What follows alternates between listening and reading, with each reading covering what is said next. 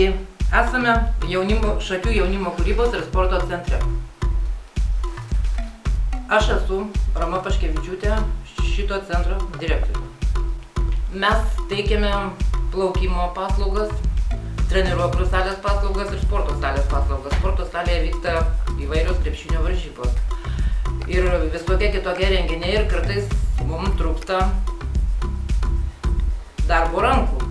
Todėl kviečiame visus jaunuolius, kurie nori mums padėti, ateiti, mums padėti įvairių renginių metu, kurie galėtų ateiti ir padėti dirbti rūbinėje arba per krepšinio varžybas palydėti žmonės į savo vietas atsisėsti, nes bus Zanavyko krepšinio komanda žais nacionalinėje lygoje ir ta prasme visos vietos bus numeruotos ir ne visi žmonės žinos, kur jas rasti. Kviečiame savanorius, kurie galėtų ateiti, galėtų parašyti protokolą, išmoktų dirbti su tablo, galėtų dirbti prie įgarsinimo aparatūros, leisti muziką pertraukėlių metu. Taip pat kviečiame savanorius į plaukimo baseiną, kurie galėtų padėti plaukimo treneriui mokyti vaikus plaukti. Savanoriai, kurie ateis, mums padės, paskui mes juos įleisime į krepšinio varžybas nemokamai, arba į baseiną paplaukioti nemokamai, arba į pirtį, tai ta prasme susitarsime. O visas patalpas aprodys šito pastato sumanytojas, mūsų gerbiamas meras Juozas Bertašius.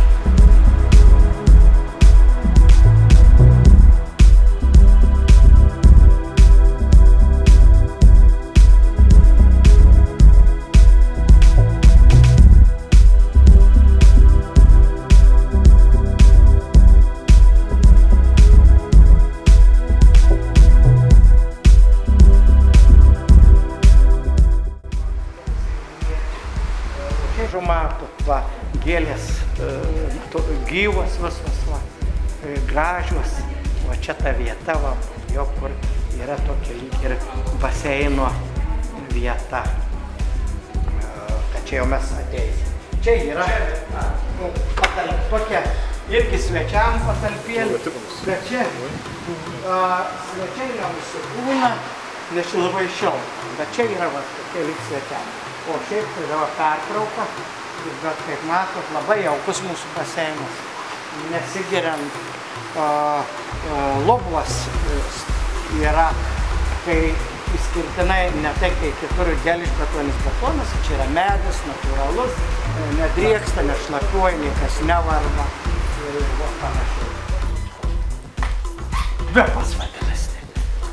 Svečiam žiūrėti va, varžybas čia, kai atvykstam, per tos langus viskas matytis. Čia iškovotos taurės rajono sportininkų visų sričių. Čia matot, kiek kitą pusę vėl kiek. Jau pritrūko sieną, nežinau, kur toliau jėdės. Toje atveža neužilgų trečią sieną. Tai va, sveiki. Taigi, va, kaip matot, daugybė.